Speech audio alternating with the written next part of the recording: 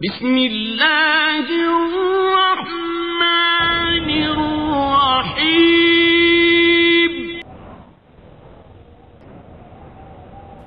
بسم اللہ الرحمن الرحیم۔ محترم ناظرین حضرات، آپ کی اصلاح اور دینی معلومات کے اضافے کے لیے مکتب توعیت الجالیات الغات سعودی عرب پیش کرتے ہیں اعوذ باللہ من الشیطان الرجیم۔ من عمل صالحا من ذكر أو أنثى وهو مؤمن فلنحيينه حياة طيبة ولنجزينهم أجرهم بأحسن ما كانوا يعملون۔ جو شخص نیک عمل کرے، مرد ہو یا عورت، لیکن با ایمان ہو، تو ہم اسے یقیناً نہایت بہتر زندگی عطا فرمائیں گے اور ان کے نیک اعمال کا بہتر بدلہ بھی انہیں ضرور دیں گے۔ بسم اللہ الرحمن الرحیم۔ الحمد للہ رب العالمین الرحمن الرحیم مالک یوم الدین، ونشہد ان لا الہ الا اللہ ونشہد ان سیدنا ومولانا محمدا عبدہ ورسولہ ارسلہ الی الناس کافۃ بشیرا ونذیرا، اما بعد فإن خير الحديث كتاب الله وخير الهدي هدي محمد صلى الله عليه وسلم وشر الأمور محدثاتها وكل محدثة بدعة وكل بدعة ضلالة وكل ضلالة في النار۔ أعوذ بالله السميع العليم من الشيطان الرجيم، بسم الله الرحمن الرحيم۔ من عمل صالحا من ذكر أو أنثى وهو مؤمن فلنحيينه حياة طيبة ولنجزينهم أجرهم بأحسن ما كانوا يعملون۔ سبحانك لا علم لنا إلا ما علمتنا إنك أنت العليم الحكيم۔ رب اشرح لي صدري ويسر لي أمري واحلل عقدة من لساني يفقهوا قولي واحلل عقدة من لساني يفقهوا قولي۔ عزیز ساتھیو، ایک مومن بندے اور مسلمان بندے سے یہ مطالبہ ہے کہ وہ ہر کام، جو کام بھی کرنا چاہتا ہے، اس میں اللہ تبارک و تعالیٰ کی رضامندی کو مد نظر رکھے۔ کسی بھی کام کرتے وقت دین سے متعلق ہے، دنیا سے متعلق ہے، کوئی بھی کام ہے، جب کوئی مسلمان کوئی کام کرنا چاہتا ہے تو اسے چاہیے کہ وہ ہمیشہ یہ ذہن میں رکھے کہ آیا یہ کام اللہ تبارک و تعالیٰ کی رضامندی کا ہے یا اللہ تعالیٰ کی ناراضگی کا ہے، اور یہی اس کا کمال ہے، یہی اس کے دین کی تکمیل ہے۔ آخر کیوں؟ وجہ کیا ہے؟ اس لیے کہ اللہ تبارک و تعالیٰ ہی نے اسے پیدا کیا ہے۔ اس کی روزی کے سامان کس نے مہیا کیا ہے؟ اللہ تبارک و تعالیٰ نے۔ وَآتَاكُم مِّن كُلِّ مَا سَأَلْتُمُوهُ وَإِن تَعُدُّوا نِعْمَةَ اللَّهِ لَا تُحْصُوهَا۔ اللہ تعالیٰ نے ہر وہ چیز جو تم نے مانگا، اللہ نے وہ تمہیں دیا ہے۔ کھانے کے لیے تمہیں دیا، پہننے کے لیے تمہیں دیا، امن سے زندگی بسر کرنے کے لیے تمہیں دیا، سب کچھ اللہ تعالیٰ نے دیا ہے۔ اللہ تعالیٰ کی اتنی نعمتیں ہیں کہ اگر تم انہیں شمار کرنا چاہو تو ان کا شمار نہیں کر سکتے۔ تو جب اللہ تعالیٰ نے پیدا کیا اور اتنی نعمتیں دیں، ہر قسم کی سہولتیں دیں، تو ایک مومن کا فرض بھی بنتا ہے کہ وہ اللہ تبارک و تعالیٰ کی مرضی کے خلاف کوئی کام نہ کرے۔ الا لہ الخلق والامر فتبارک اللہ احسن الخالقین۔ پیدا اللہ تعالیٰ نے فرمایا ہے، لہذا اس زمین پر حکم بھی اسی کا چلنا چاہیے۔ جب بندہ اس بات کا اعتراف کرتا ہے کہ ہم اللہ تعالیٰ کے بندے ہیں، اللہ نے ہمیں پیدا کیا ہے، تو اسے چاہیے بھی کہ وہ دیکھے کہ آخر ہمارے خالق کا اس دنیا میں رہنے، زندگی بسر کرنے کا حکم کیا ہے۔ ورنہ وہ اللہ تعالیٰ کا باغی تسلیم کیا جائے گا. جیسا کہ سنن ترمذی وغیرہ میں ابو حارث الاشعری رضی اللہ عنہ کی وہ روایت, ایک لمبی روایت ہے, اس کو تفصیل میں کسی دوسرے موقع سے آپ کے سامنے رکھوں گا.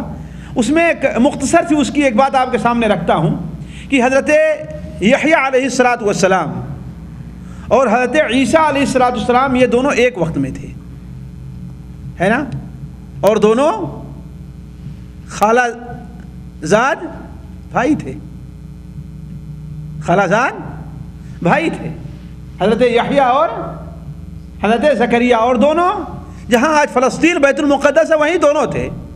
تو معلوم ہوا کہ ایک وقت میں دو نبی اس دنیا میں آ سکتے ہیں اور آئے ہیں. بلکہ سورہ یاسین کی ابتدائی آیات میں چلتا ہے کہ 3 نبی ایک ساتھ آئے, اللہ تعالیٰ نے 3 نبیوں کو بھیجا, ایک ساتھ بھیجا ہے.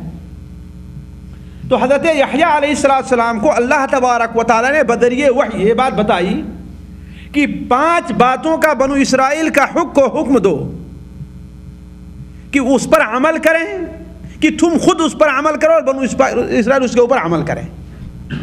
5 باتوں کا تمہیں میں حکم دے رہا ہوں کہ اس پر تم خود بھی عمل کرو اور بنو اسرائیل کو حکم دو کہ وہ ان باتوں پر عمل کریں. تو ان میں سے پہلی بات کیا تھی؟ پہلی بات یہ تھی کہ اللہ تبارک و تعالیٰ کی عبادت کرو اور اس کے ساتھ کسی کو شریک نہ ٹھہراؤ. اسے ایک مثال سے اللہ کے رسول صلی اللہ علیہ وسلم واضح فرمایا, یا اللہ تعالیٰ نے ایک مثال سے واضح کیا, یا حضرت یحییٰ نے ایک مثال سے واضح کیا.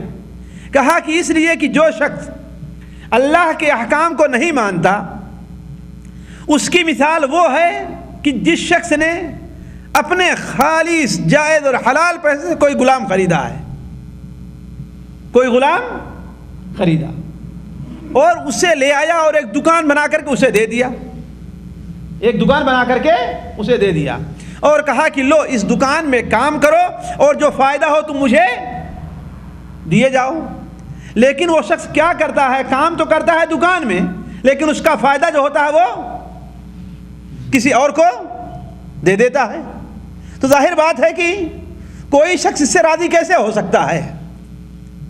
اس طرح آپ لوگ سوچ لیجئے کہ آپ لوگوں کو اگر کوئی آدمی لے کر کے آئے انڈیا, پاکستان, بنگلہ دیش سے, اپنے جائز پیسے سے دکان بنائے, اس میں سامان رکھے بیچنے کے لیے, بنانے کے لیے, کسی بھی چیز کے لیے سامان رکھے, اور آپ کو اس دکان میں رکھتا ہے کہ لو یہ دیکھو اور جو فائدہ ہوتا ہے وہ ہم تمہیں دیں گے, ہم لیں گے اور تمہیں اس کی تنخواہ ہم اتنی دیتے ہیں. اب اگر جو سامان ہو آپ لوگوں کو مفت میں دیتے جائیے, ہے کہ نہیں, آپ مفت میں تقسیم کرتے جائیے, تو کوئی اس پر راضی ہوگا؟ کبھی بھی راضی نہیں ہوگا. تو اللہ تبارک و تعالیٰ نے ہمیں اور آپ کو پیدا کیا اس دنیا میں, اور ہماری اور آپ کی زندگی کے لیے اللہ تعالیٰ نے اصول بھی بنائے ہیں, اصول بھی متعین کیے ہیں, جن اصول کا ماننا ہمیں اور آپ کے لیے ضروری ہے. وَرَبُّكَ يَخْلُقُ مَا يَشَاءُ وَيَخْتَارُ مَا كَانَ لَهُمُ الْخِيَرَةُ, تمہارا رب جو چاہتا ہے پیدا کرتا ہے اور اپنی مخلوق میں سے جس کا چاہتا ہے انتخاب کر لیتا ہے. ما کان لہم الخیرہ, انہیں کسی چیز کا اختیار نہیں ہے. تو ایک مومن کو اس دنیا میں اپنی مرضی چلانے کے لیے کوئی بھی اختیار اللہ تعالیٰ نے دیا نہیں ہے. یہ زمین کس کی ہے؟ اللہ تعالیٰ کی ہے. اس زمین پہ ہمیں بسایا کس نے ہے؟ اللہ تعالیٰ نے. ہماری زندگی کے سامان کس نے مہیا کیا ہے؟ اللہ تعالیٰ نے. تو جب یہ زمین اللہ تبارک و تعالیٰ کی ہے تو اس زمین پر اللہ تبارک و تعالیٰ کا حکم بھی چلنا چاہیے.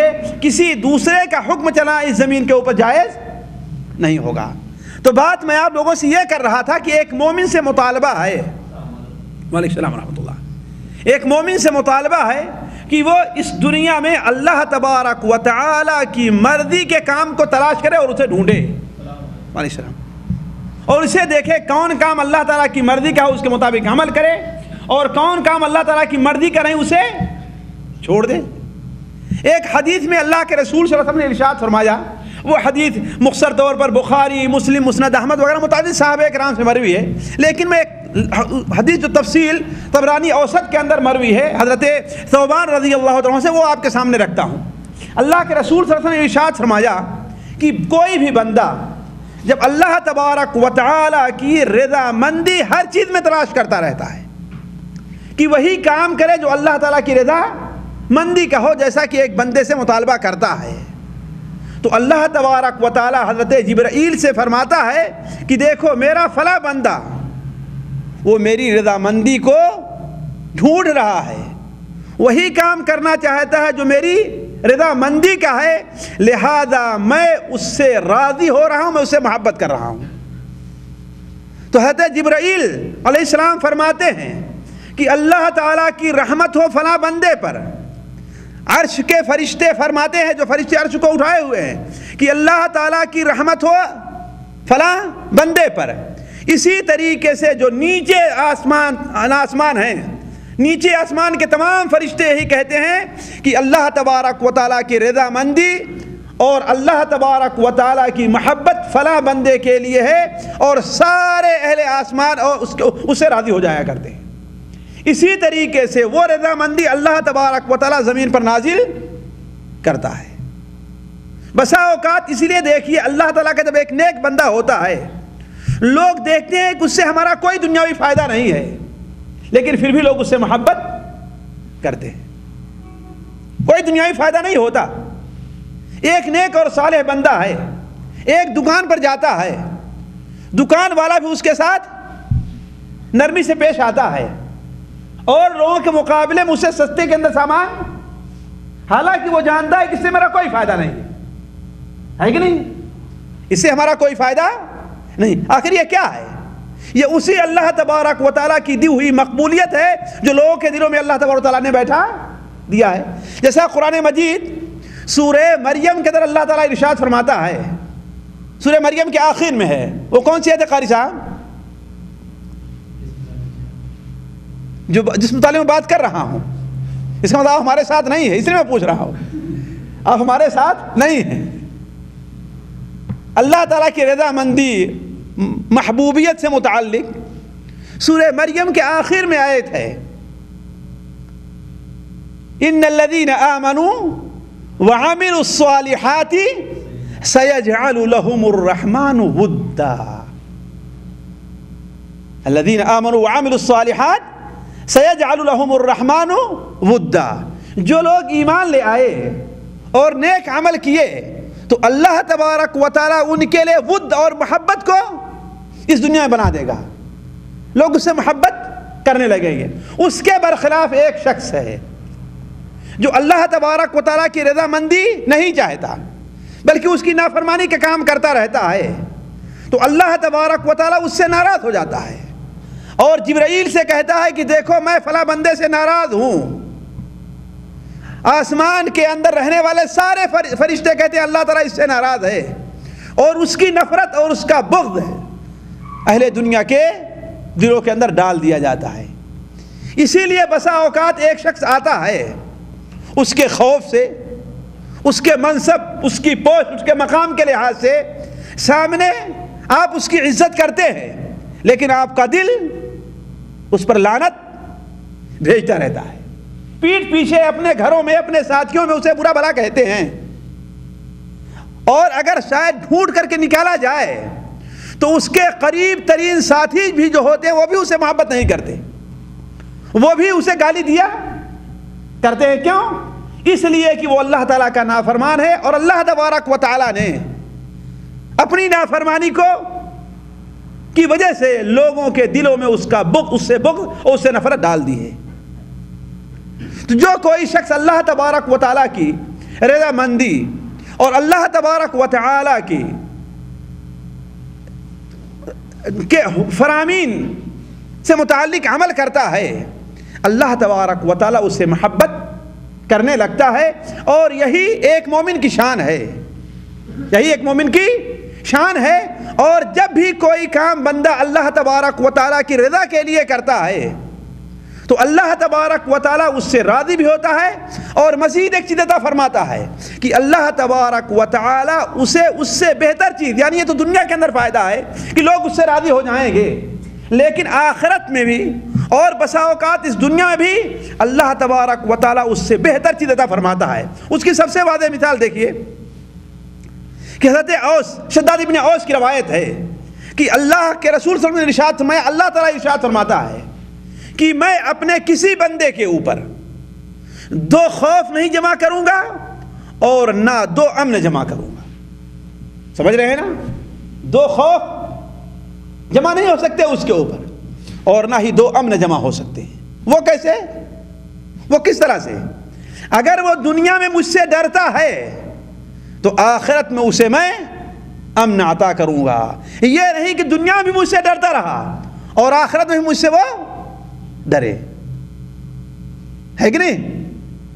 جیسا کہ اللہ تعالیٰ سورہ الانعام میں کیا ارشاد فرماتا ہے حضرت ابراہیم علیہ السلام کے قصے میں؟ لا آخر الذین آمنوا ولم یلبسوا ایمانہم بظلم اولئک لہم الامن، اولئک لہم الامن وہم من فزع، دوسری آیت میں کیا فرمایا؟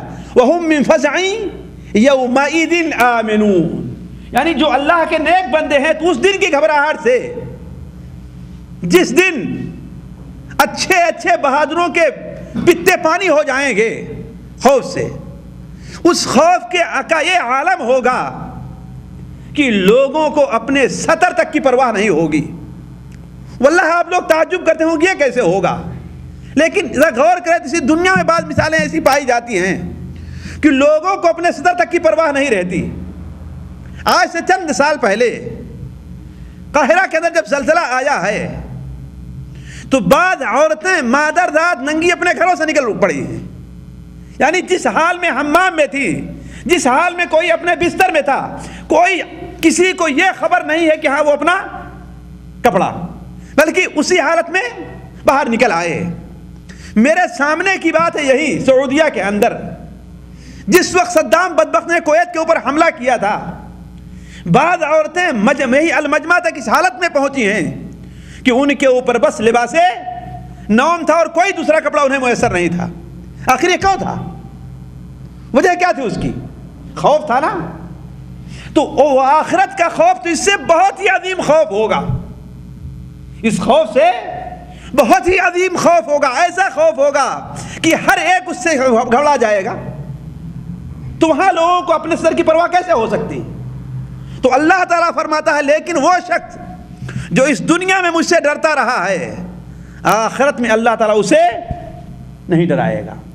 اور جو شخص اس دنیا میں ہم سے نہیں ڈرا ہے، ہماری نافرمانی کی ہے، ہمارے عذاب کی پرواہ اسے نہیں تھی، ہماری نافرمانی کا بڑے بے دھڑلے سے، بڑی بے باکی سے وہ کرتا رہا ہے، تو آخرت میں اسے امن نصیب نہیں ہوگا، اسے امن نصیب نہیں ہوگا۔ تو لا اجمع لعبدی امنین ولا خوفین، اپنے بندے کے لیے 2 امن اور 2 خوف میں جمع نہیں کر سکتا، جمع نہیں کروں گا۔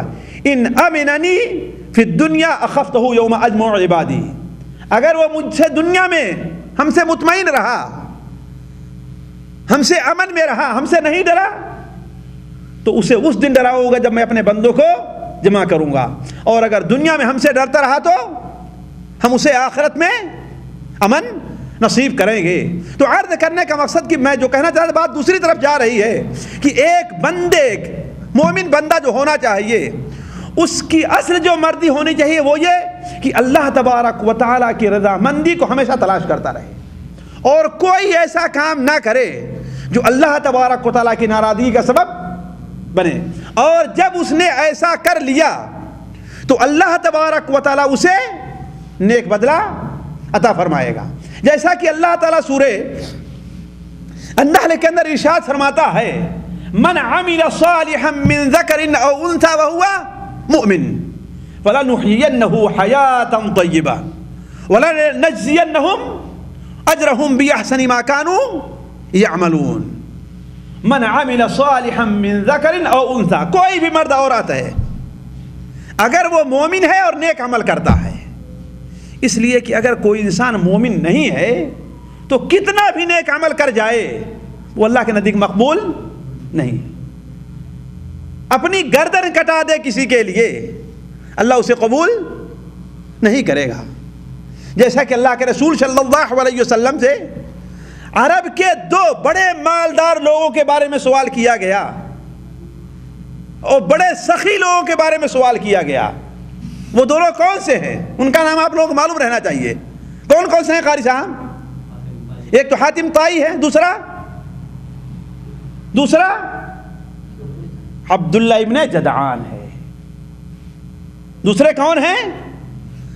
حاتم طائی اس حائل کے علاقے کا رہنے والا تھا. جب اس کی بیٹی گرفتار کر کے لائی گئی اور اللہ کے رسول صلی اللہ علیہ وسلم سے سوال کیا, یا اس کے بیٹے عدی ابن حاتم نے سوال کیا کہ میرا باپ ایسا ایسا کرتا تھا, تو آپ نے فرمایا تمہارے باپ نے ایک چیز کا ارادہ کیا کہ دنیا میں اسے بہادر کہا جائے, سخی کہا جائے. اسے کہا گیا اگر وہ ایمان لایا ہوتا تو اسے یہ عمل فائدہ دیتا. دیکھیے آج دنیا حاتم طائی کا نام لیتی ہے, بلکہ اگر کسی کو بہت بڑا سخی کہنا ہو تو کیا کہتے ہیں؟ اپنے وقت کے حاتم ہیں یہ. لیکن یہ سب بھی اس کے لیے کسی قسم کا فائدہ نہیں دیا ہے. دوسرے عبداللہ ابن جدعان یہ حضرت عائشہ رضی اللہ تعالیٰ عنہ کے خاندان کے تھے. ان کا حال یہ تھا کہ یہ حاجیوں کو, اللہ کے گھر کی زیارت کرنے والوں کو اس قدر کھانا کھلاتے تھے اور اتنی تعداد میں کھانا کھلاتے تھے کہ جتنے لوگ حج کرنے آئے بغیر روک ٹوک کے سب لوگ کھائیں. آپ سوچیں کتنے لوگ کھاتے رہے ہوں گے. اور انہوں نے جو برتن بنوایا تھا وہ برتن اتنا اونچا تھا کہ اس میں پکا کر کھانا رکھا جاتا تو آدمی ایسے نہیں رکھ سکتا تھا. گھوڑے پر پہلے سوار ہوتا تھا اور پھر برتن کے اندر لے جا کر کے ڈالتے تھے. کتنا زیادہ رہا کرتا ہوگا وہ کھانا. اور خود اللہ کے رسول صلی اللہ علیہ وسلم کا فرمان ہے کہ میں اس کے سائے میں بیٹھا کرتا تھا. اب آپ سوچیں کتنا بڑا برتن ہوگا, سوچیں آپ کتنا بڑا برتن ہوگا کہ اللہ کے رسول صلی اللہ علیہ وسلم اس کے سائے میں دھوپ دوپہر میں بیٹھا کرتے تھے. کتنا بڑا برتن ہوگا. اس برتن کے اندر حاجیوں کو, اللہ کے مہمانوں کو کھانا پکا کر کھلایا کرتا تھا. لیکن جب حضرت عائشہ رضی اللہ عنہا پوچھا کہ اے اللہ کے رسول صلی اللہ علیہ وسلم, وہ صلہ رحمی کرتا تھا, حاجیوں کو کھانا کھلاتا تھا, بڑا خرچ کرتا تھا, کیا اسے اس کا یہ عمل فائدہ دے گا؟ تو آپ نے کیا فرمایا؟ لا یا بنت الصدیق, لا یا بنت الصدیق, اے صدیق کی بیٹی ایسا نہیں. کیوں؟ اس لیے کہ اس کا ایمان نہیں تھا, وہ آخرت پر ایمان نہیں رکھتا تھا. اس لیے کہ اس نے ایک دن بھی نہیں کہا رب اغفر لی خطیئتی یوم الدین, اے میرے رب دن قیامت ہمارے گناہوں کو معاف کر دیا. یعنی آخرت پر اس کا ایمان نہیں تھا. کتنا کچھ خرچ کیا لیکن ایمان نہیں ہے تو یہ سب اس کے کام نہیں آیا ہے. تو ساتھیوں, ایمان کی قبولیت کی اساس اور بنیاد کیا ہے؟ کہ بندہ مومن ہو. اعمال کی قبولیت کے ساتھ کیا ہے؟ بندہ مومن ہونا چاہیے. اسی لیے اللہ تعالیٰ فرماتا ہے من عمل صالحا من ذکر او انثى وهو مؤمن, جو مرد یا عورت نیک عمل کرے بشرطے کہ وہ مومن بھی ہو, تو اللہ تعالیٰ فرماتا ہے کیا؟ فَلَنُحْيِيَنَّهُ حَيَاةً طَيِّبَةً, تو ہم اسے بہترین زندگی دیں گے, بڑی امن کی زندگی دیں گے. وَلَنَجْزِيَنَّهُمْ أَجْرَهُمْ بِأَحْسَنِ مَا كَانُوا يَعْمَلُونَ, اور بہترین ان کے عمل کا بدلہ ہم اچھے عمل کے ساتھ, اچھے جزا کے ساتھ دیں گے. تو عرض کرنے کا مقصد کہ اصل میں ایمان شرط ہے. اب ایمان کے بعد اگر کوئی آدمی نیک عمل کرتا ہے اللہ کی مرضی, تو اللہ تعالیٰ اسے اچھا بدلہ بھی عطا فرماتا ہے. یہ تمہید تھی آپ کے سامنے ایک قصہ بیان کرنے کی, جو لمبا سا قصہ ہے, اور امام طبری رحمہ اللہ نے اس قصے کو دیکھا ہے اور پورے قصے کے اندر وہ شریک رہے ہیں, اور اس سے متعلق انہوں نے ایک رسالہ بھی لکھا ہے. امام طبری رحمہ اللہ, اور جانتے ہیں امام طبری پڑھے لکھے لوگ جانتے ہیں کہ تفسیر کے بہت بڑے امام ہیں, بلکہ جو قرآن کی تفسیر اس وقت پائی جا رہی ہے سب سے مفصل تفسیر تقریباً, اور سب سے پہلی تفسیر امام ابو جعفر الطبری کی تفسیر ہے. وہ بیان فرماتے ہیں کہ ایک بار مکے میں حج کرنے کے لیے میں رکا ہوا تھا. مکے میں حج کرنے کے لیے میں رکا ہوا تھا. یہ قصہ خصوصاً میں اس لیے بیان کروں ذرا سوچیں کہ کیا ہم بھی ایسا کر سکتے ہیں, اور اگر ایسا کر سکتے ہیں تو ہم بھی ان اجور کے مستحق ہو سکتے ہیں جو اس بندے کو ملا ہے. حج کے لیے میں رکا ہوا تھا, چاروں طرف سے لوگ حج کے لیے مکے کا رخ کر رہے تھے. ظاہر بات ہے اس زمانے میں بھی دور دور سے لوگ آیا کرتے تھے. خراسان سے آ رہے ہیں, افغانستان سے آ رہے ہیں, اس سے دور سے آ رہے ہیں, ہر طرف سے حاجی لوگ حج کرنے کے لیے آ رہے ہیں. کہا ایک دن صبح کے وقت, چاشت کے وقت ایک مجلس جہاں پر جمی ہوئی تھی, میں دیکھتا ہوں کہ ایک حاجی جو خراسان کا رہنے والا تھا وہ وہاں کھڑے ہو کر کے اعلان کرتا ہے, اے اللہ کے مہمانوں, اے دور اور قریب سے آنے والے حاجیوں, میری 1000 دینار کی تھیلی غائب ہو گئی ہے. جس شخص کو ملی ہو وہ مجھے واپس کر دے, اللہ تعالیٰ اسے اچھا بدلہ دے گا. کیا کہا اس نے؟ اے اللہ کے مہمانوں, اے دور و نزدیک سے آئے ہوئے لوگوں, اے حاجیوں, میری 1000 دینار کی تھیلی غائب ہو گئی ہے, اسے دے دو, جو واپس کر دے اللہ تعالیٰ اسے اچھا بدلہ دے گا. کہا کہ میں دیکھتا ہوں کہ ایک بوڑھا شخص جو 70-75 سال کا بوڑھا ہے تقریباً, وہ کھڑا ہوتا ہے درمیان میں اور کہتا ہے کہ اے حاجی, میں تمہارے سامنے ایک حل رکھتا ہوں. دیکھو مکہ کے لوگ عمومی طور پر جو ہیں, جو یہاں رہنے والے ہیں, ان کے پاس کوئی کھیتی باڑی کا سامان نہیں ہے کہ نہیں؟ یہ حج اور عمرے کا جب سیزن آتا ہے تو اس کے انتظار میں رہا کرتے ہیں, جس طریقے سے آج کل ہے اس کے انتظار میں رہا کرتے ہیں. تو تم سے یہ درخواست ہے کہ اگر تم اس میں سے پانے والے کا بھی کچھ حصہ رکھ دو تو شاید کسی اللہ کے بندے کو مل گیا ہو اور واپس کر دے. اللہ کے بندے کو مل گیا ہو واپس کر دے. تو اس نے کہا کہ آخر وہ کتنا چاہتا ہوگا ہم سے, کتنا چاہتا ہوگا؟ تو کہا کم سے کم 100 دینار تو ضرور اسے دو, یعنی 10% اسے دو تو وہ تمہیں واپس کر دے. تو وہ خراسانی کہتا ہے لا یابا, لا یابا, اپنی زبان میں, یعنی اے بھائی ایسا نہیں ہو سکتا, میں اسے اللہ کے حوالے کرتا ہوں. یہ کہہ کر کے مجلس برخاست ہو گئی. امام طبری کہتے ہیں کہ مجھے دل کے اندر کھٹکا کہ ہو نہ ہو اسی بوڑھے نے وہ تھیلی پائی ہے, کوئی دوسرا نہیں ہے, اسی بوڑھے کو وہ تھیلی ملی ہے.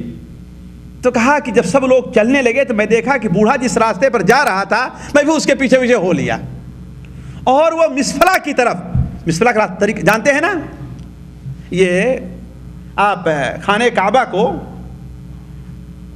اپنے پیچھے کریں, گویا کہ پچھم اور تھوڑا سا جنوب کا حصہ, پچھم اور جنوب کا, جدھر یہ طرف دیکھیے جدھر یہ آج کل بڑے بڑے ہوٹل بنے ہوئے ہیں, ہے نا, وہ شارع خلیل جدھر جا رہا ہے یہ مسفلا کا علاقہ ہے.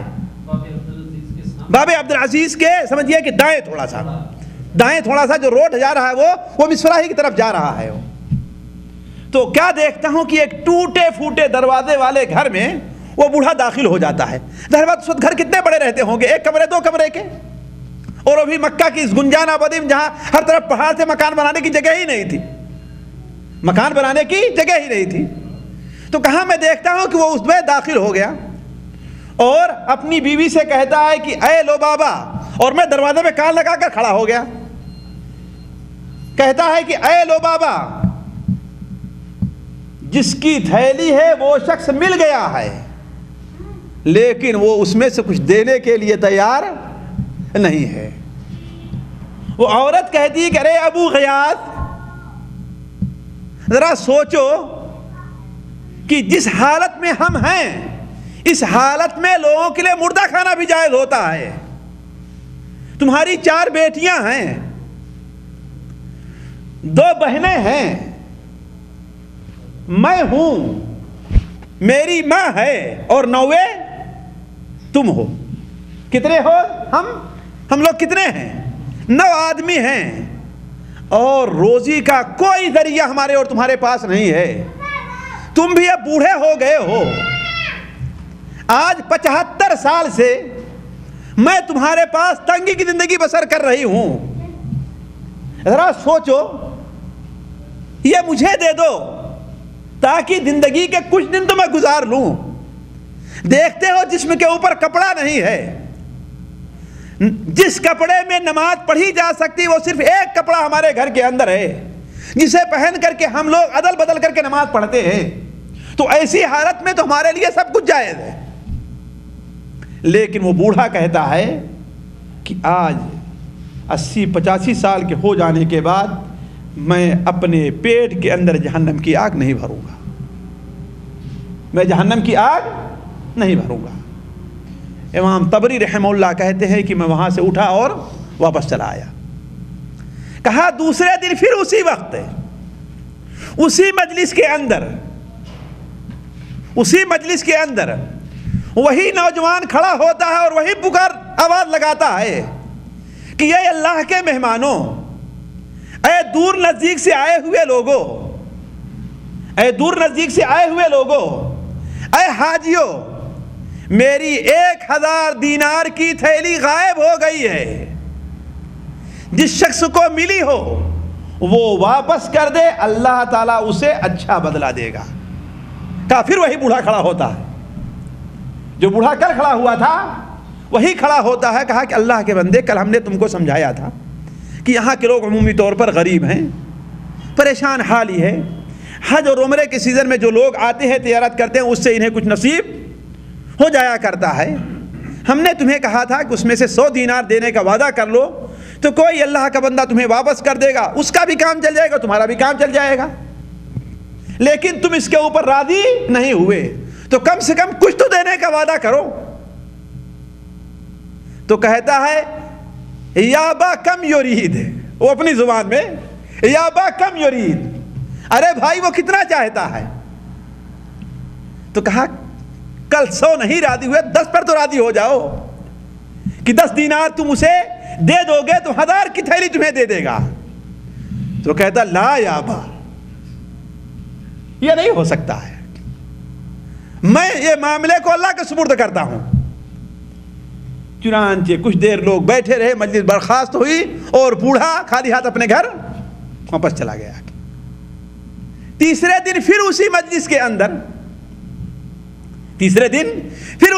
کے اندر وہی جو نوجوان اٹھتا ہے اور آج کل اور پرسوں والی آواز پھر وہ لگاتا ہے کہ یہ اللہ کے مہمانوں, اے دور اور نزدیک سے آئے ہوئے لوگوں, اے اس گھر کا حج کرنے والے لوگوں, میری 1000 دینار کی تھیلی غائب ہو گئی ہے, اگر کوئی واپس کر دے تو اللہ تعالیٰ اسے اچھا بدلہ دے گا.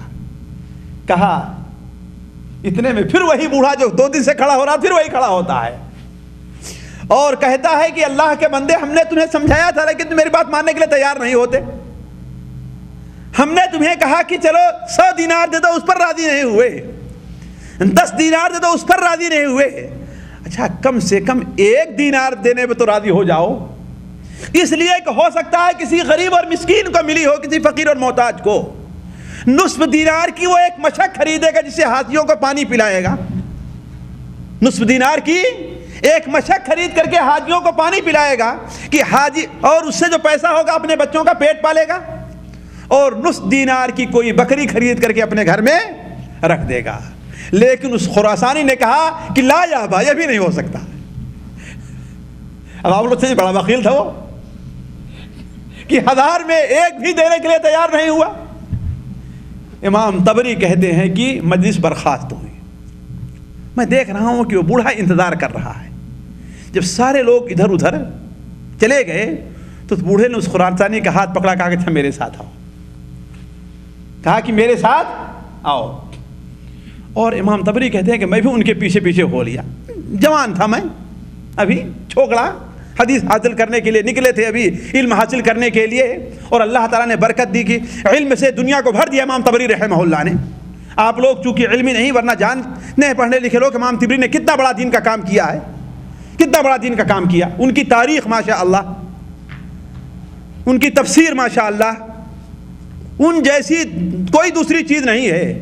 اور حدیث کی جو کتاب انہوں نے لکھی تھی تہذیب السنن والآثار, علماء کہتے ہیں کہ اگر یہ کتاب پوری ہو گئی ہوتی تو لوگوں کو دنیا میں کسی اور حدیث کی ضرورت نہ پڑتی. اتنی بڑی کتاب وہ لکھ رہے تھے امام طبری رحمہ اللہ, اتنی تفصیل کے ساتھ لکھ رہے تھے. تو امام طبری کہتے ہیں کہ میں بھی ان کے پیچھے آہستہ آہستہ ہو لیا. وہ بوڑھا اسے لے کر کے چپکے اسی گھر میں اپنے پہلے تو اپنے داخل ہوا, اور ظاہر بات گھر والوں کو پردہ کرایا, اس کے بعد کہا کہ تم آ جاؤ. امام طبری کہتے ہیں کہ میں بھی جو ہے ان کے اس کے ساتھ داخل ہو گیا. اور اتنے میں کیا دیکھتا ہوں کہ وہ ایک جو چھوٹی سیڑھی تھی وہاں سے جاتا ہے اور 1000 دینار کی تھیلی لا کر کے اس کے سامنے رکھ دیتا ہے, کہتا ہے یہ لو, یہ تمہاری تھیلی ہے اور تمہارے 1000 دینار ہیں. کہتے ہیں کہ وہ شخص ایسے ٹوٹ پڑا 1000 دینار پر جیسے کوئی ماں اپنے گمشدہ بچے کے اوپر ٹوٹ پڑتی ہے. اس کے بندھن کو کھول کر کے دینار کو لیا, الٹ پلٹ اس طرف دیکھا, کہا یہ تو ہمارے ہی دینار ہیں. اس کے بعد باندھا اور کندھے پہ رکھا اور لے کر کے چلتا بنا. امام طبری کہتے ہیں کس حسرت سے وہ بوڑھا اس کی طرف دیکھ رہا تھا, اور وہ جو اس کے گھر کے اندر عورتیں تھیں, خصوصاً اس کی بیوی کس طریقے سے دیکھ رہی تھی. ایسا محسوس ہو رہا تھا کہ کوئی عورت اپنے بچے کو لے کر کے بیٹھی ہوئی ہو اور بھیڑیا آئے اور چھین کر کے لے کر چلا جائے. گویا اب تک جو امید تھی کسی بھی قسم کی, ساری کی ساری امید کیا ہے, اب ختم ہو چکی. اب 1000 دینار ہاتھ میں آئے تھے, اس وقت 1000 دینار کی ایک اہمیت تھی, ہے نا. 1000 دینار جو ہاتھ میں آئے تھے اس میں سے 1 پیسہ بھی انہیں دستیاب ابھی نہیں تھا. جیسا کہ کوئی شاعر کہتا ہے کہ جو ہوا ہے کوئی رخصت تو لگا ہے دل کو ایسا, جو ہوا ہے کوئی رخصت تو لگا ہے دل کو ایسا کہ ستارہ بج رہا ہو کوئی تارہ ٹوٹ جائے. کہا کہ یہ لے کر کے وہ چلتا بنا اور میں بھی اس کے پیچھے نکلا. لیکن اتنی دیر میں کیا دیکھتا ہوں کہ ابھی وہ نوجوان تھوڑی ہی دور گیا تھا کہ پھر واپس آ گیا. کہا کہ ایک تو دل میں خوف بھی پیدا, پتہ نہیں کیوں آ رہا ہے.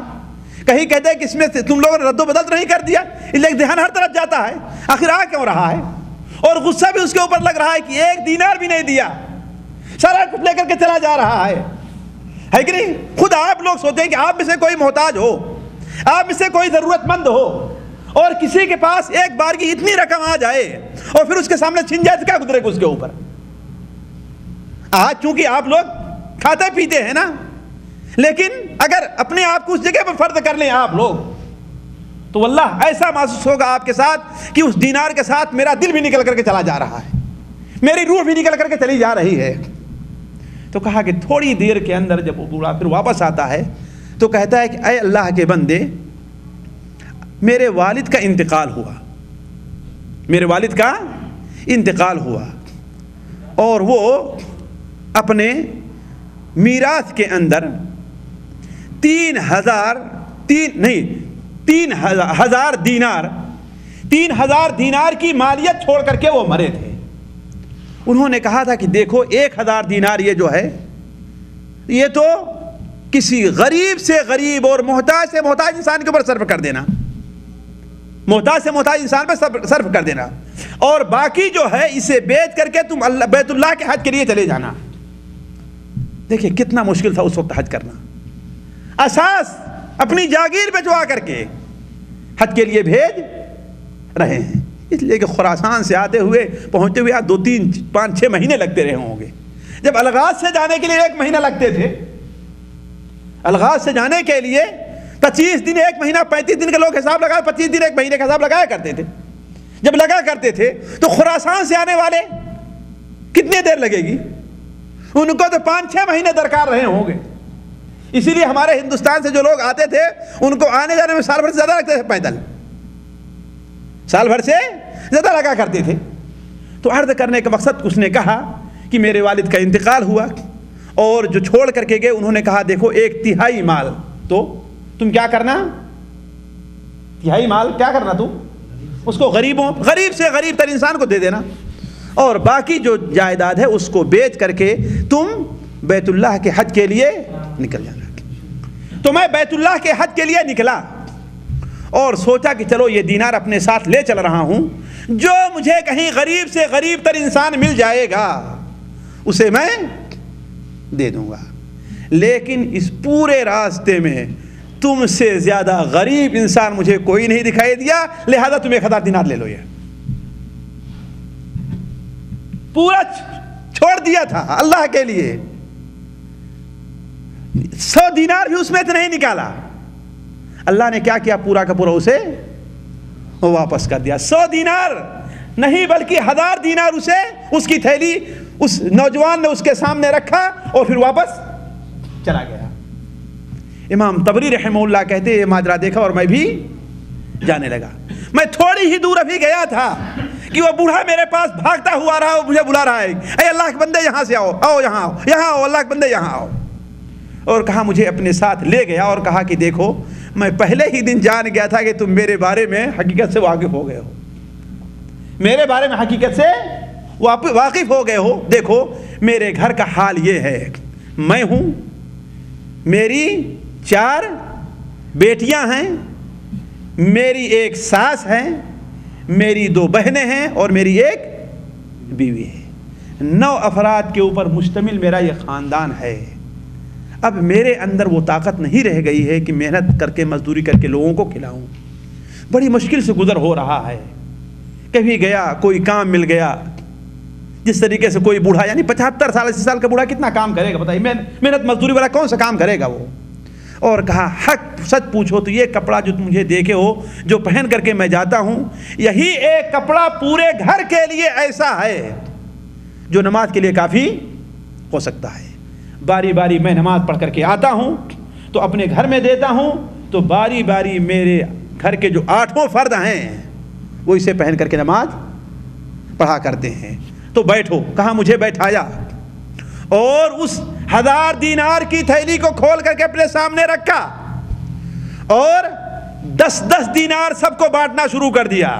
اپنی بیوی کو پکارا, اے لو بابا یہاں آؤ, تم 10 دینار لو, اے فلانی یہاں آؤ 10 دینار لو, اے فلانی یہاں آؤ, اے فلانی آؤ, اور 10 مجھے بھی دیا, 10 اپنے لیا. کتنا ہو گیا یہ 100 ہو گیا. کہا اس طریقے سے باری باری 1000 دینار کو اس نے بانچ ڈالا اور سب کو کتنا ملا ہے, 100 دینار ملا ہے. امام طبری کہتے ہیں میں تھوڑا سا جھجکا تو اس نے کہا کہ ہرگز نہیں, مجھ سے احمد ابن یوسف الیربوعی نے حدیث بیان کیا, انہوں نے اس حدیث کو نافع سے نقل کیا, اور نافع کہتے ہیں کہ حدیث کو ہم سے عبداللہ ابن عمر نقل کیا, اور عبداللہ ابن عمر کہتے ہیں کہ اللہ کے رسول صلی اللہ علیہ وسلم نے فرمایا ہے کہ اگر کوئی مال تمہیں ایسا مل جائے کہ جس کو تم نے مانگا نہیں ہے اور نہ تم نے اس کی خواہش کی ہے, تو اس مال کو تم قبول کر لو, اور ہدیے میں جو مال آئے تو جو آدمی وہاں پر حاضر رہے اس کو ہدیے میں سے 1 حصہ ملنا چاہیے, اور تم بھی ہمارے پورے قصے کے اندر حاضر رہے ہو, لہذا اس ہدیے کا 1 حصہ تمہیں بھی ملنا چاہیے. امام طبری رحمہ اللہ کہتے ہیں کہ نہ کر کے بھی ہم نے وہ 100 دینار لے لیے, اور 100 دینار سے ایک مدت تک, ایک لمبی مدت تک میں علم حاصل کرتا رہا. اللہ تبارک و تعالی نے اس 100 دینار کے اندر اللہ نے بڑی برکت عطا فرمائی, اس 100 دینار کے اندر اللہ تعالی نے بڑی برکت عطا فرمائی. ایک مدت تک اس 100 دینار سے میں علم حاصل کرتا رہا, اور کہا جب میں وہاں سے رخصت ہوا تو پھر دوبارہ 40 سال کے بعد میں دوبارہ مکہ مکرمہ آیا. کتنے دنوں کے بعد؟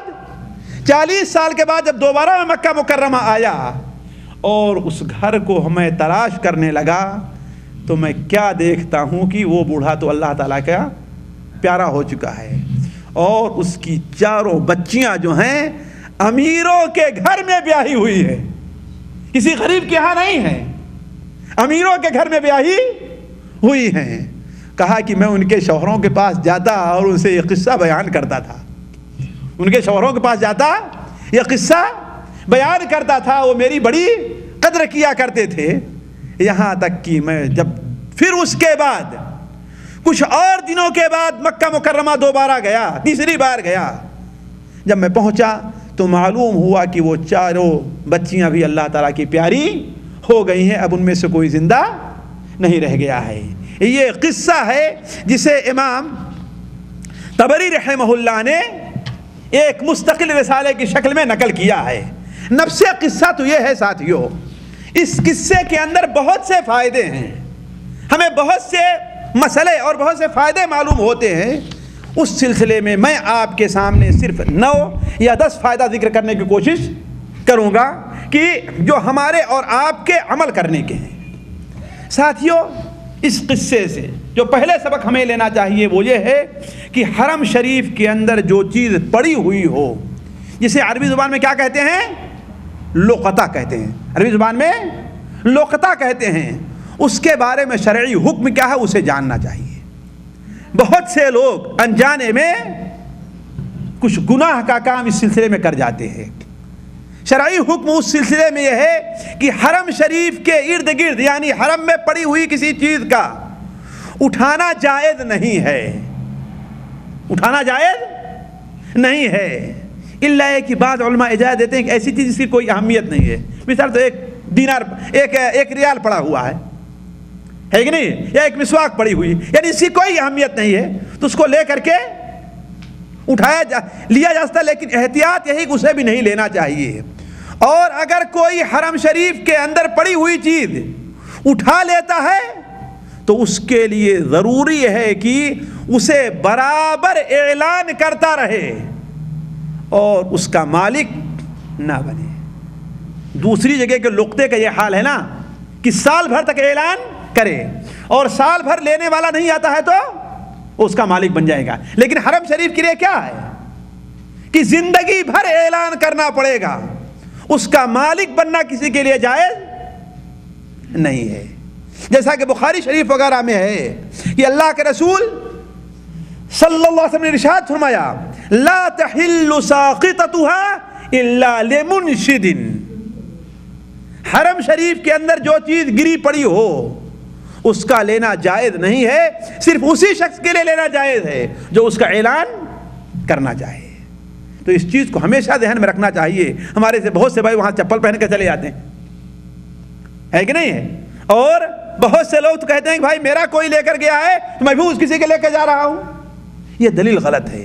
حرم شریف کے بارے میں خصوصاً اس چیز کا اہتمام کرنا چاہیے کہ وہاں کی پڑی اڑی چیزوں کو اٹھانا نہیں چاہیے، اور اگر اٹھا لیا ہے تو آج کے زمانے میں چاہیے یہ کہ وزارت العدل ہے یا اس کے لیے جو شعبہ گورنمنٹ نے بنایا ہے وہاں تک پہنچا دیا جائے، وہ اسے اپنے ساتھ لے کر کے نہ آئے۔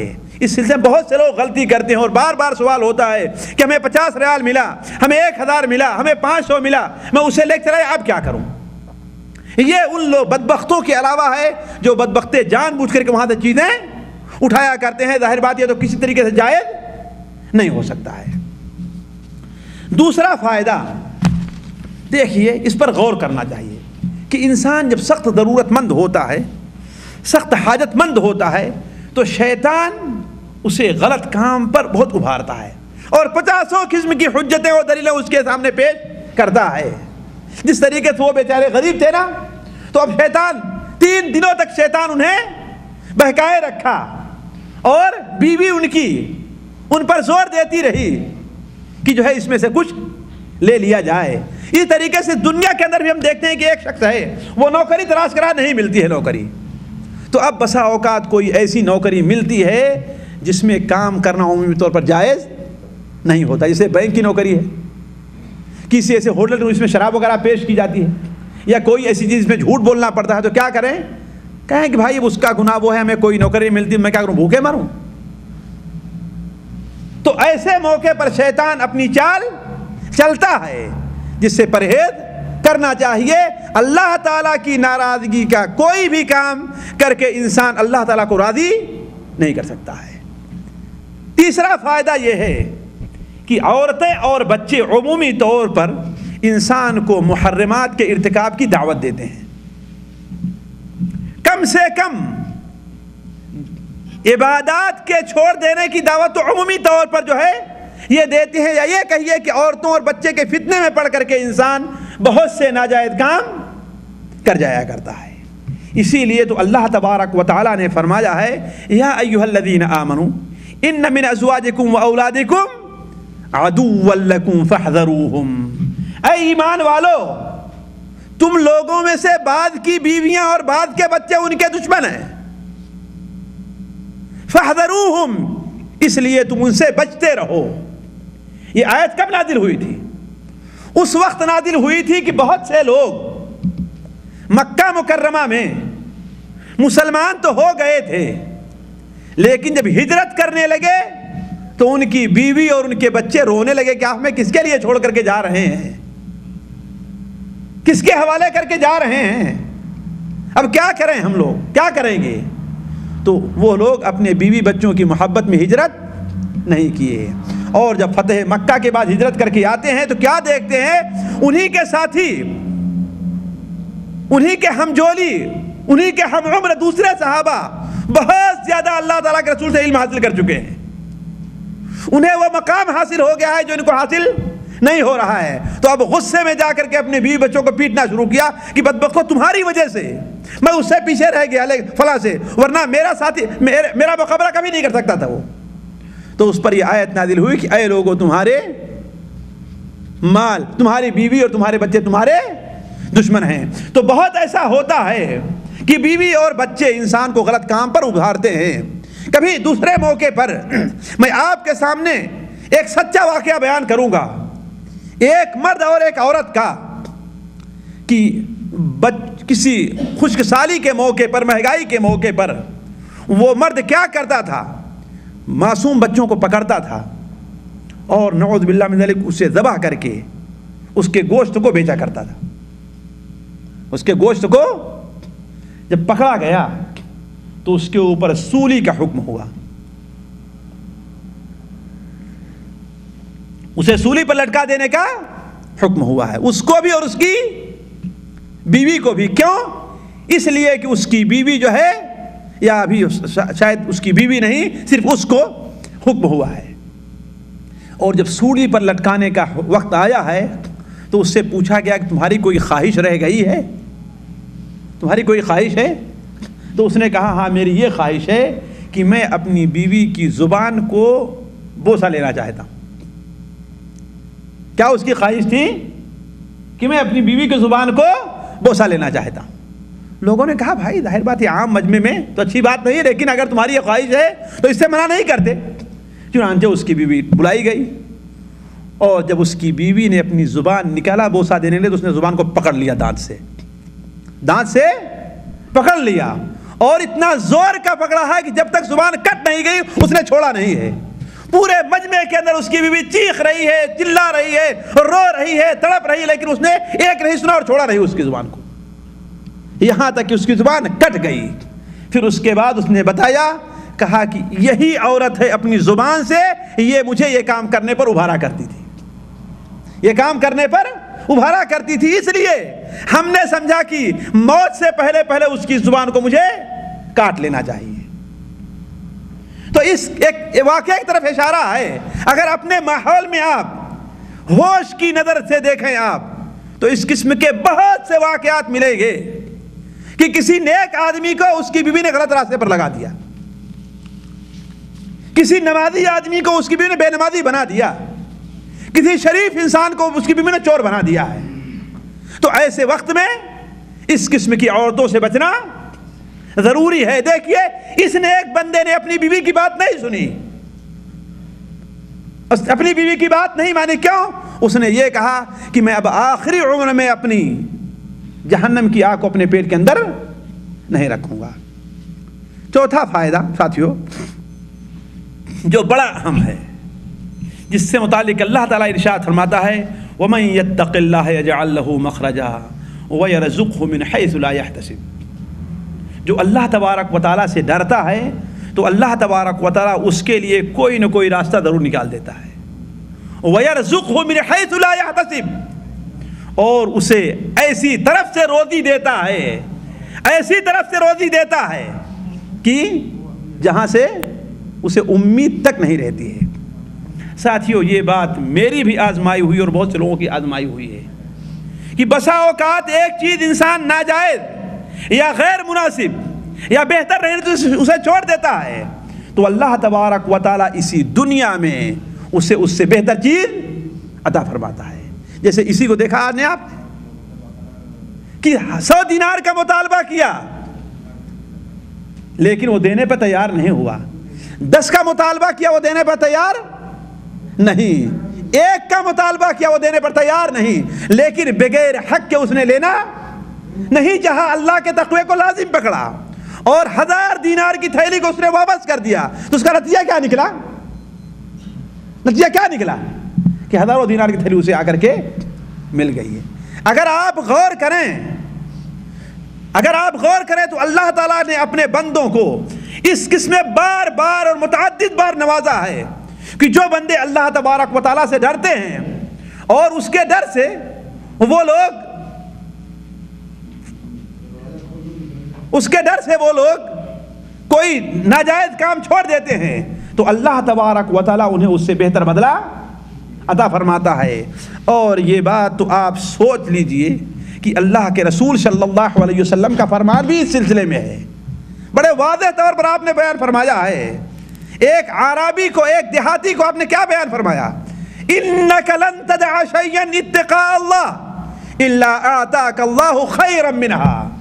تم جب بھی کوئی چیز اللہ تعالیٰ کے خوف سے چھوڑ دو گے تو اللہ تعالیٰ تمہیں اس سے بہتر چیز عطا فرمائے گا.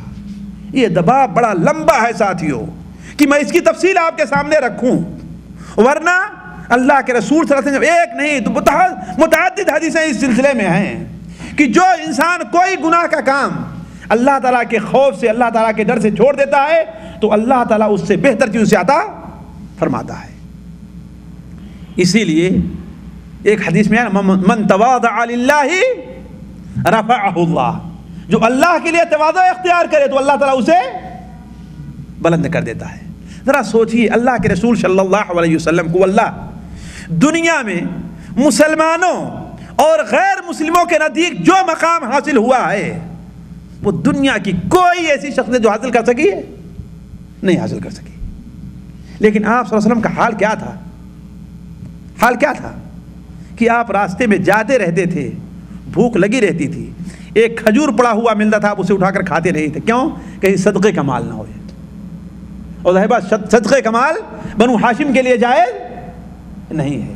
آپ کے تواضع کا کیا عالم تھا کہ جسے حد کہیے کہ آپ نے کر دی تھی. آپ کو اللہ تبارک و تعالیٰ نے یہ وعدہ آپ کے اوپر پیش کیا کہ آپ کے لیے صفا پہاڑی کو سونا بنا دیں، احد پہاڑی کو سونا بنا دیں آپ کے لیے. لیکن آپ نے کہا کہ نہیں، میں اللہ کا ایک عام بندہ، ایک دن کھاؤں گا، ایک دن بھوکا رہ کر گزارا کروں گا. گدھے کے اوپر آپ نے سواری کی ہے لیکن دنیا کے دلوں کے اوپر آپ نے حکومت کی ہے. تو جو انسان اللہ تعالیٰ کے لیے تواضع اختیار کرتا ہے، یعنی کوئی کام اللہ تعالیٰ کے لیے انسان کرتا ہے تو اللہ تعالیٰ اس سے بہتر چیز عطا فرماتا ہے. یہی وہ نقطہ ہے جس کی طرف میں آپ کو لانا چاہتا ہوں کہ کوئی بھی کام انسان اللہ کے رضا کے لیے کرے. کسی کو کوئی چیز دے دے اللہ کی رضا کے لیے، کسی کو معاف کر دے اللہ تعالیٰ کی رضا کے لیے، کسی سے راضی ہو جائے اللہ تعالیٰ کی رضا کے لیے، کسی سے ناراض ہو جائے اللہ تبارک و تعالیٰ کے لیے، کسی کے گناہوں کو معاف کر دے اللہ تبارک و تعالیٰ کے لیے، تو یقین مانیے کہ اگر اللہ تعالیٰ کی رضا اس کے نزدیک مقصود ہے تو اللہ تعالیٰ اسے اس سے بہتر چیز دنیا کے اندر بھی عطا فرمائے گا. بسا اوقات اگر آپ اللہ تعالیٰ کی رضا کے لیے 200 چھوڑ دیں تو اللہ تعالیٰ آپ کو 2000 دیتا ہے. اگر 20 چھوڑ دیں اللہ تعالیٰ آپ کو 200 دیتا ہے. تو اللہ کے رسول صلی اللہ علیہ وسلم نے ارشاد فرمایا انک لن تدع شیئا اتقاء وجہ اللہ، اور اتقاء اللہ، تو کوئی بھی چیز اگر اللہ کے خوف سے چھوڑ دیتا ہے تو اللہ اس سے بہتر چیز تجھے عطا فرمائے گا۔ اس نیک بندے نے اللہ تبارک و تعالیٰ کے لیے اس دینار کا لینا ترک کر دیا کہ میں نے اس پر قبضہ کروں گا، ایک دینار بھی اس میں سے نہیں لیا، تو اللہ تبارک و تعالیٰ نے 1000 دینار اسے عطا کر دیا۔ لیکن ساتھیو، اس بات کو ہمیشہ ذہن میں رکھنا چاہیے کہ اللہ کی طرف سے نرمی آتی ہے، فَإِنَّ مَعَ الْعُسْرِ يُسْرًا، لیکن اللہ تعالیٰ آزماتا ہے تب یہ نرمی آتی ہے، ایسے آسانی سے نہیں آ جایا کرتی ہے۔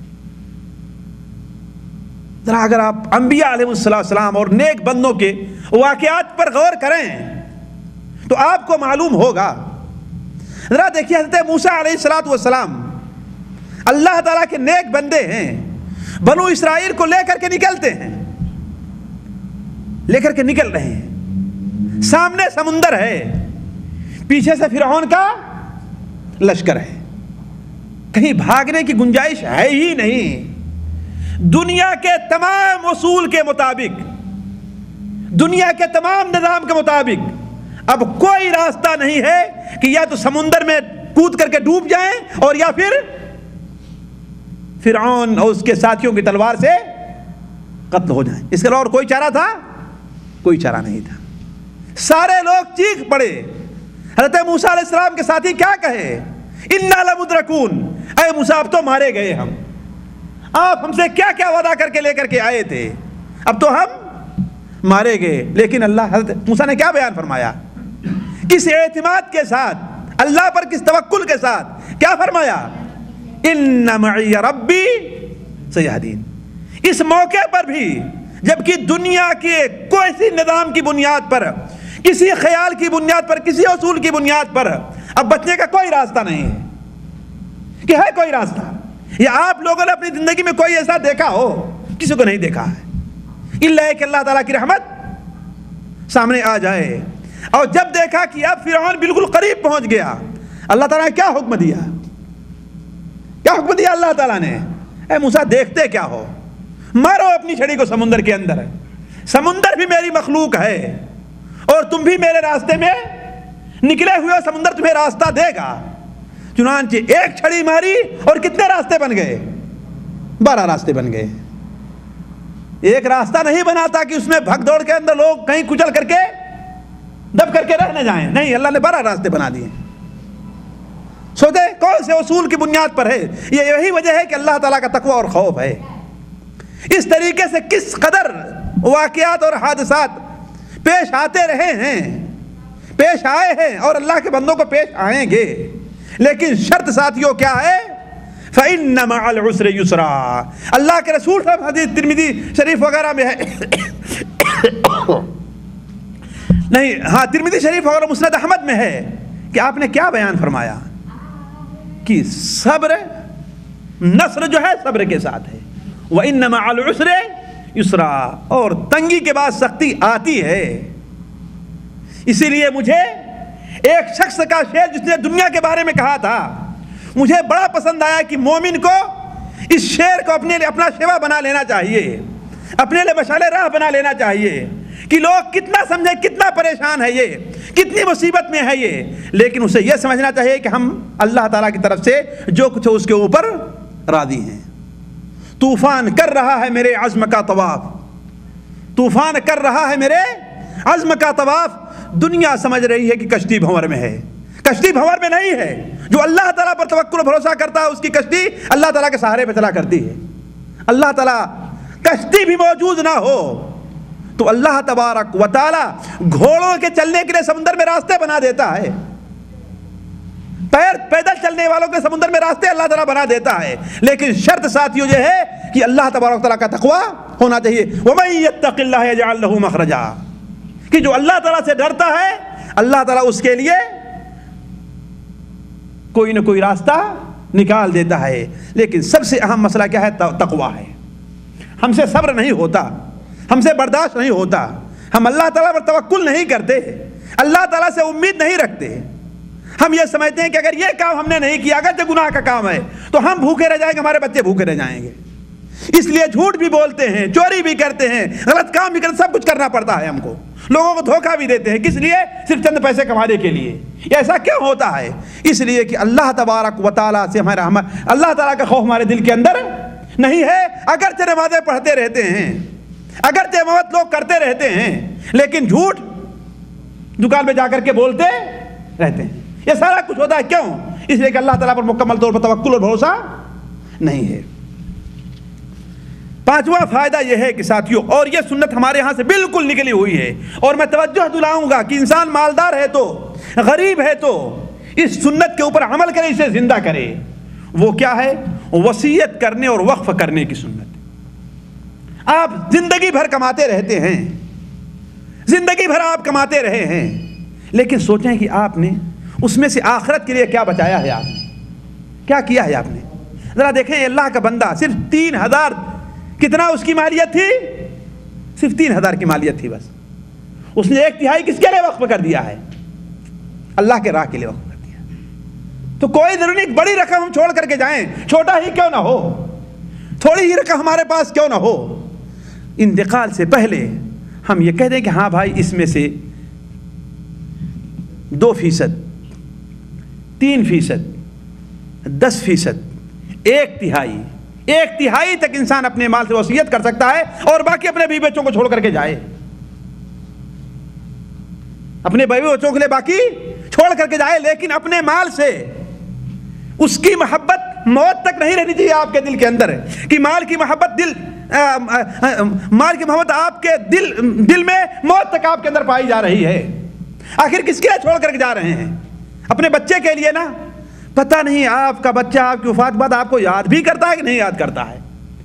اگر اللہ نے اسے نیک اور صالح نہیں بنایا ہے, اسے نمازی اور پرہیزگار نہیں بنایا ہے, اگر اپنے والدین کا مطیع نہیں بنایا ہے, تو آپ مرے, دفن کر دیا, آپ کی لاش پر 2-4 آنسو بہا لیا, اور آپ کے لیے 1-8 دیگ دے دیا کسی دربار پر, اس کے بعد کوئی چیز آپ کو اس سے ملنے والی نہیں ہے. تو آپ کوئی ایسی چیز چھوڑ کر کیوں نہ جائیں, کسی ایسے شخص کو دے کر کیوں نہ جائیں جو آپ کے لیے آپ کی وفات کے بعد بھی آپ کو دعا کرتا رہے. آپ کے پڑوس میں کوئی بیوہ عورت ہو, نیک اور صالح ہے, کوئی نیک صالح عالم موجود ہے. ظاہر بات ہمارے اور آپ کے ہاں مولویوں کی تنخواہ بڑی تھوڑی رہا کرتی ہے. آپ اس کے لیے کوئی گھر بنا کر کے جائیں, ایک کمرہ بنا کر کے جائیں, اپنے مال کی کوئی وصیت کر کے جائیں, 1/3 وصیت, تو اللہ تعالیٰ یہ ایسا ثواب ہوگا جو آپ کے لیے برابر ملتا رہے گا. یہ سنت ہے, اللہ کے رسول صلی اللہ علیہ وسلم کا فرمان ہے. لیکن یہ سنت آج کم سے کم ہمارے ہندوستانی اور پاکستانی مسلمان اور بنگلہ دیشی مسلمانوں کے ہاں سے ختم ہوتی جا رہی ہے. نادر کسی کو دیکھیں گے کہ وہ وصیت کرتا ہو مال خیرات کرنے کے لیے, الا ماشاء اللہ. تو یہ بڑی اہم چیز ہے.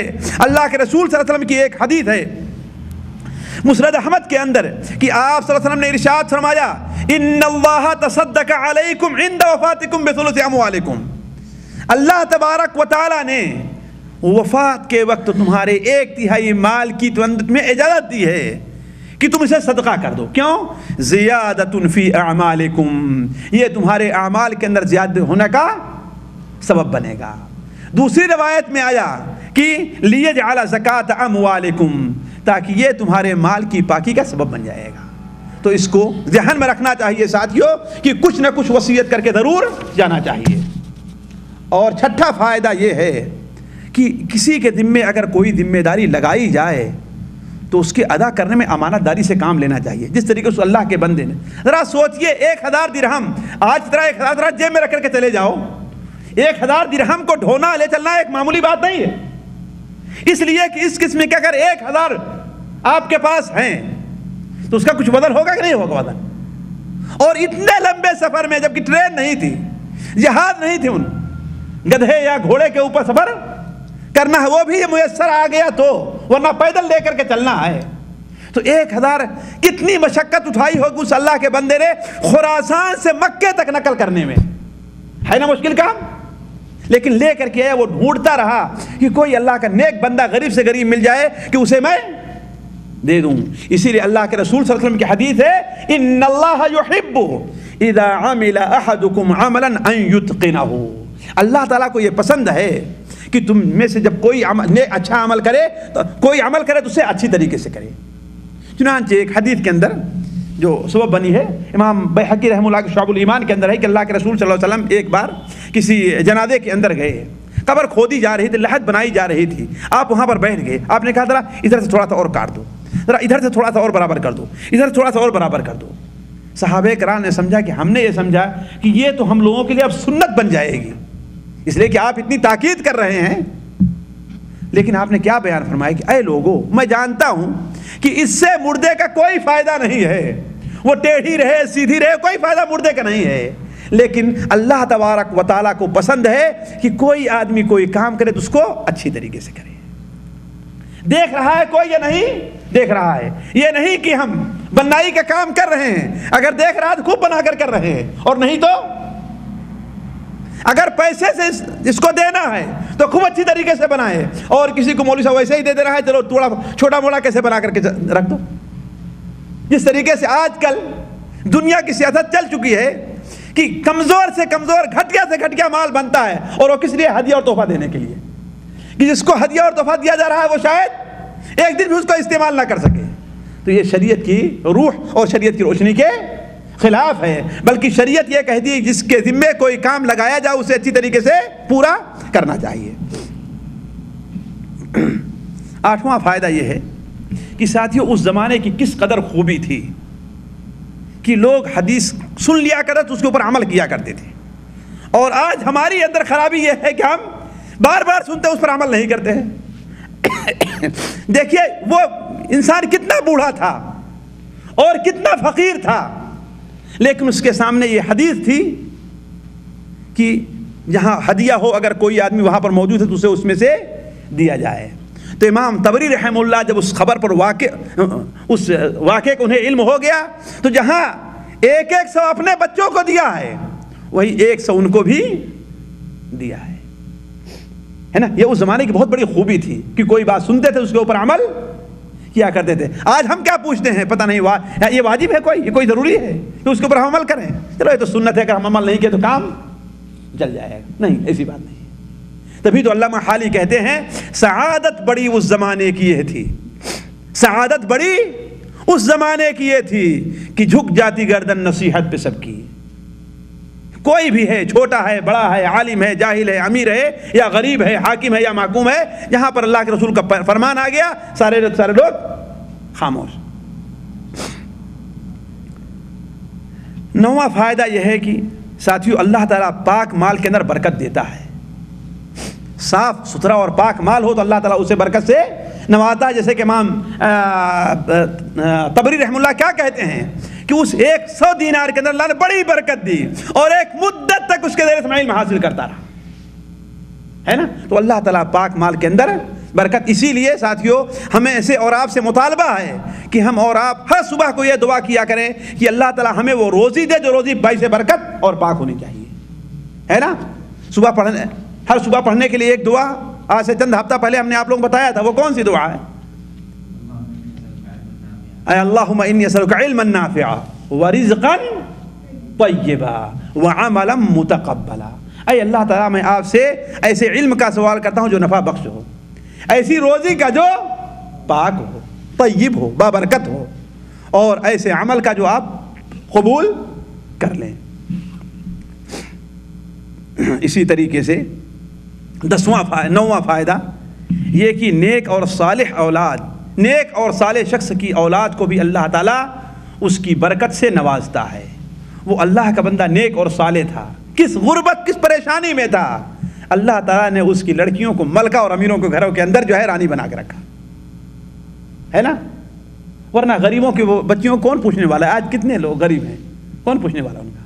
لیکن نیک اور صالح اگر کوئی اللہ کا تقوی اختیار کرے تو اللہ تعالیٰ اسے کبھی بھی ضائع نہیں کرے گا۔ اور جیسا کہ سورہ کہف کے اندر ہے کہ اللہ تبارک و تعالیٰ نے اس دیوار کو گرنے سے کیوں بچایا تھا؟ کیوں بچایا تھا؟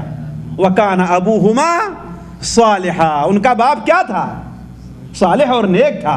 تو بسا اوقات اللہ تعالیٰ آپ کی نیکی کی وجہ سے اگر آپ اچھے رہے، نیک اور صالح رہے، تو اللہ تعالیٰ آپ کے اہل و عیال کی بھی حفاظت کرے گا۔ اور آخری چیز یہ ہے ساتھیوں کہ جیسا کہ حدیث شریف کے اندر آیا فَإِنَّ حُسْنَ الْعَهْدِ مِنَ الْإِسْلَامِ، کسی کے ساتھ آپ کے اچھے تعلقات ہیں تو اس کا پاس لحاظ کرنا چاہیے، یہ اسلامی شریعت کے اندر داخل ہے۔ ہم لوگ واللہ اس بارے میں بڑے کوتاہ ہیں۔ مثال کے طور پر ہم ہندوستان میں رہتے تھے، فلاں جگہ میرا کوئی بڑا اچھے ملنے والا تھا، بڑا دوست تھا، خاص طور پر اگر ایسا تھا جو اللہ کے لیے ہم سے ملتا تھا، لیکن جب ہم وہاں سے رخصت ہوتے ہیں تو ساروں کو بھول جایا کرتے ہیں۔ یہاں رہیں گے، اس سے ٹیلی فون بھی کرتے رہیں گے، ملاقات بھی کرتے رہیں گے، زیارت بھی کرتے رہیں گے، آئیں گے بھی، جائیں گے بھی، دعوت دیں گے، لیکن یہاں سے رخصت ہوئے تو نہیں۔ دیکھیے امام طبری رحمہ اللہ 40 سال کے بعد آئے ہیں، پھر بھی ان کا پتہ لگایا ہے، کن کا؟ ان لڑکیوں کا پتہ لگایا ہے، اور پھر دوبارہ جب اس کے بعد تیسری بار آئے ہیں پھر بھی ان کے بارے میں پوچھا ہے۔ اللہ کے رسول صلی اللہ علیہ وسلم کی ایک حدیث اس سلسلے میں بیان کر کے میں رخصت ہوتا ہوں۔ مستدرک حاکم وغیرہ میں حضرت عائشہ رضی اللہ تعالیٰ عنہا سے مروی ہے کہ ایک بار اللہ کے رسول صلی اللہ علیہ وسلم ہمارے پاس بیٹھے ہوئے تھے تو ایک بوڑھی عورت آپ کے پاس آتی ہے، ایک بوڑھی عورت آپ کے پاس آتی ہے۔ آپ نے پوچھا کہ تمہارا کیا نام ہے؟ تو اس نے کہا کہ جسامہ المزنیہ۔ کیا بتایا؟ جسامہ المزنیہ۔ جسام کہتے ہیں ایسے شخص کو جو بالکل کنڈم اور گھامڑ قسم کا آدمی ہو، جس کے اندر کوئی فائدہ نہ ہو، جس کے اندر کوئی فائدہ نہ ہو۔ تو آپ نے فرمایا کہ نہیں، تو حسانہ المزنیہ ہے، جسامہ نہیں ہے۔ تو آپ صلی اللہ علیہ وسلم کی سنت یہ رہی کہ آپ جو ہے ایسا نام جس کا کوئی اچھا معنی نہ ہو اسے آپ بدل دیا کرتے تھے۔ آپ نے کیا فرمایا؟ تو حسانہ المزنیہ ہے۔ حضرت عائشہ فرماتی ہیں کہ جب وہ آتی تھی تو آپ کہتے تم لوگ کیسے ہو، تمہارا حال کیسا ہے، تمہارے پڑوسی کیسے ہیں، ہمارے بعد تمہارے اوپر کوئی پریشانی تو نہیں آئی ہے۔ اور جب وہ چلی گئی ایک بار تو ہم نے اللہ کے رسول سے پوچھا کہ آپ بھی عجیب آدمی، یہ کیا ہے؟ یہ ایک عورت ہے، بدو ہے، کیا ہے، اتنی دور سے آئی ہے اور آپ اس کے ساتھ اتنے اخلاق سے پیش آ رہے ہیں، اس قدر اخلاق سے پیش آ رہے ہیں۔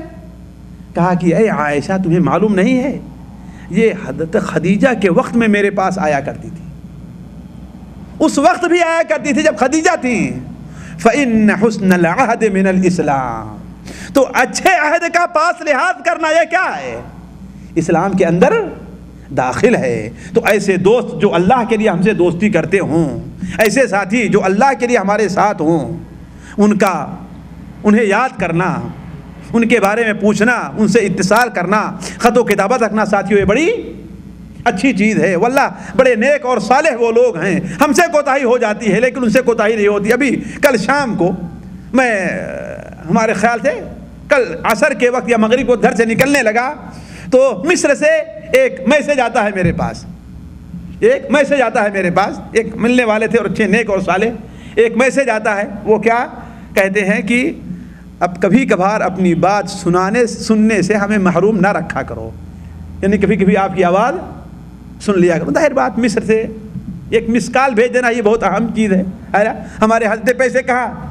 تو شام کو ہم نے ان سے ٹیلی فون کیا کہ بہت سے لوگ ہوتے ہیں اللہ تعالیٰ انہیں یہ خوبی دیتا ہے، تو ہمیں یہ شرعی چیزیں ساتھیوں ہمیں بھی اسے اپنانا چاہیے، اپنے پرانے ساتھیوں کو، اپنے پرانے دوستوں کو، خاص کر کے اگر ان کا تعلق اول ہم سے دینی رہا ہو، ثانیاً اگر ہماری کسی محبوب شخصیت سے ان کا تعلق رہا ہو۔ مثال ہمارے والد سے ان کے اچھے تعلقات تھے، ہماری والدہ سے ان کے اچھے تعلقات تھے، ہماری بہن ہمارے بڑے بھائی سے ان کے اچھے تعلقات تھے، اور نیک اور صالح ہیں تو ان کے ساتھ اچھا تعلق رکھنا چاہیے۔ اور اللہ کے نیک بندے ایسا اہتمام کیا کرتے تھے، چنانچہ حضرت نافع بیان کرتے، شاید بخاری شریف کے اندر روایت ہے، نافع بیان کرتے ہیں کہ میں حضرت عبداللہ ابن عمر کے ساتھ حج کی طرف راستے میں جا رہا تھا تو ایک پانی کے چشمے پر ہم رکے تو ایک بدو آیا، اللہ قسم کا آدمی، بالکل گنوار۔ حضرت عمر رضی اللہ عنہ اس کے ساتھ، عبداللہ ابن عمر نے بڑی اچھی طریقے سے اس کے ساتھ بات کی، حتیٰ کہ اپنا عمامہ اٹھا کر اسے دے دیا، یا کہ اپنا جو اصل چوگا پہنا اسے اٹھا کر کے دے دیا۔ ہم نے کہا کہ یہ اہل بادیہ کے لوگ تھوڑی سی چیز دیتے ہیں اس پر راضی ہو جائیں گے، آپ اتنی قیمتی چیز اسے دے دیے۔ کہا کہ تمہیں نہیں معلوم کہ یہ حضرت ہمارے باپ حضرت عمر کا دوست ہے، ان کے پاس آیا کرتا تھا۔ کم سے کم امام بخاری رحمہ اللہ کے الادب المفرد کے اندر یہ حدیث ضرور موجود ہے، اچھی طریقے سے مجھے یاد ہے، یہ میرے باپ کے پاس آیا کرتا تھا۔ تو باپ کے جو ملنے والے ہیں ان سے اچھا سلوک رکھنا یہ بھی کیا ہے اسلام کے اندر، بلکہ باپ کی طاعت اور باپ کے ساتھ حسن سلوک کے اندر داخل ہے۔ یہ چند باتیں تھیں جو اس قصے سے متعلق مجھے ہم نے آپ کے سامنے رکھیں۔ اللہ تبارک و تعالیٰ سے دعا ہے کہ اللہ تعالیٰ ہمیں اور آپ کو ان پر عمل کرنے اور ان کے مطابق انہیں دوسروں تک پہنچانے کی توفیق عطا فرمائے۔ اللہ تبارک و تعالیٰ ہمارا اور آپ کا یہاں اکٹھا ہونا قبول کرے، یہاں جمع ہونے کی برکت سے اللہ تعالیٰ ہمارے اور آپ کے گناہوں کو معاف کر دے۔ سبحانک اللہم و بحمدک، اشہد ان لا الہ الا انت، استغفرک و اتوب الیک۔